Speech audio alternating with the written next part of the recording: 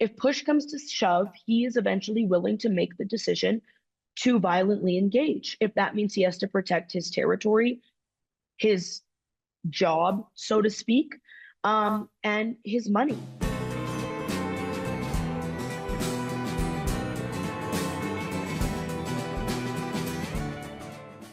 This activity that we're seeing on the border in the American side, is this from your sources, from your own experience, is this connected to the cartel?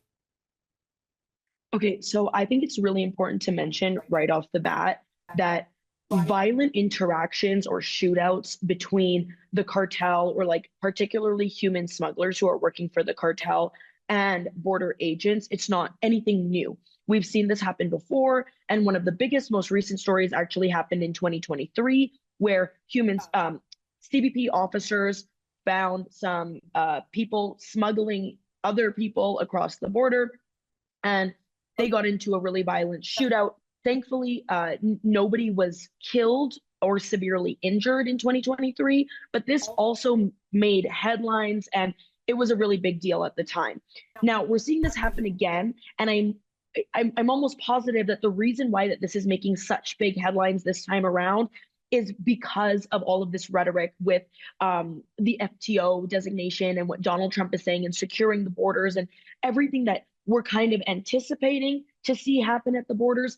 And, you know, when I was on last time, I previously mentioned that I wouldn't be surprised if there was an increase in violent interactions at the borders. And we were getting a lot of that reporting from inside sources that they've greenlit violence at the borders. Now, after this made headlines this time around, that narrative within the cartels in border regions shifted really quick. It was like overnight, Cartel del Noreste, the Northeast cartel, put out that video saying, hey guys, just so you know, we are not engaging in violent acts with any US authorities, any US Border Patrol. That is not our plan, and that is not what we're looking to do. And then I also went to the border region and interviewed some members of the cartel in a different region from Tamaulipas, who told me, well, the person in charge told me that they are not planning to engage in any violent acts with US authorities. They don't want to be a part of that. They don't want to engage in that. That isn't their goal. Basically the same thing that was said in the Cartel del Noreste video. At the same time, I think it's really important to remember that, you know, the cartels in Mexico could literally be considered like a Fortune 500. You know, this is an extremely lucrative and multi-level business in a way. These organizations have hundreds of people, thousands of people even working for them. I think like in most recent stats, you know, it's like the fifth largest employer in Mexico, which if true is absolutely insane. And if that's the case, just imagine how many people are working for these cartels, which means how many people are getting orders and how many people are willing to follow those orders and others who not so much, who feel like the FTO Act was almost like a personal attack. And so when I went to the border region to speak with these members of the cartel, of course, the man who was in charge told me, we're not going to engage and we have no reason to be violent with these officers, and we're going to let it die down. He actually said, basically word for word, we're just going to wait it out 4 years and then we'll be in the clear, which I thought was crazy. Yeah, I actually have that on video.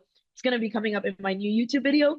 But one of the men who's working in a less powerful position by a lot, who's working for this man, I interviewed him and he told me that if push comes to shove, he is eventually willing to make the decision to violently engage. If that means he has to protect his territory, his job, so to speak, and his money.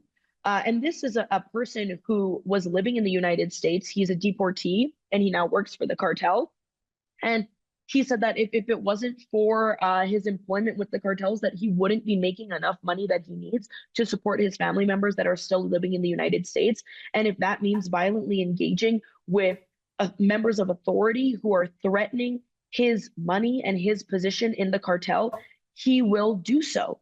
And so I think it's just really interesting that, you know, we've gotten this widespread response from cartels along the border region, publicly saying, whether, you know, it's through their own videos or to me, a journalist, saying, we don't want to engage. We're not going to be doing that. This is peace and calm and love. But there are other folks who are in lesser positions, or don't hold as much power, and are saying that I'm willing to do this. And I think that these recent interactions at the border are a solid example of that. But I think it's also important for people to keep in mind that this is nothing new. I'll tell you this from my experience.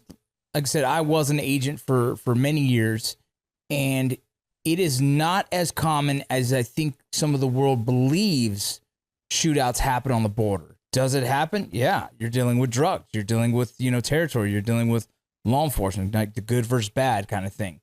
But just to have two incidents so close together and then immediately tied to cartel, I was like, man, is this stirring up? Is this about to be the new norm? Every couple weeks, another shootout, another issue. And I do agree that I find it fascinating that, you know, there's a totem pole, and if you're low on the totem pole, you're scratching and clawing yourself up to the top. And if that means you have to get your drugs across to get paid, you will risk a lot more than the person at the top, and you will avoid, you know, the thought of, hey, there is no green light, relax. Well, then you're sitting there thinking, yeah, but if I don't get this drugs across, I don't get paid. And so I understand how higher ups would say, no, we don't have that feeling, or we're not going to be doing that. And the people low on the totem pole and say, I have to make whatever decision I have to get paid. Ladies and gentlemen, you've heard me talk about Firecracker Farm and their hot salt. You probably heard other people talk about it as well. If you haven't tried it yet, let me just tell you, you're missing out on some serious flavor. Their hot salt is delicious, and it really makes pretty much anything that you put it on even more delicious.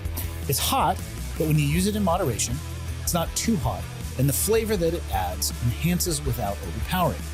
It is handmade, super premium, and comes in awesome stainless steel push-button grinders like the one I have in my hand right here. You can take them anywhere. Hot sauce, if you've had this experience, can very easily overpower other flavors and always runs out quickly when it's good. Hot salt lasts and lasts.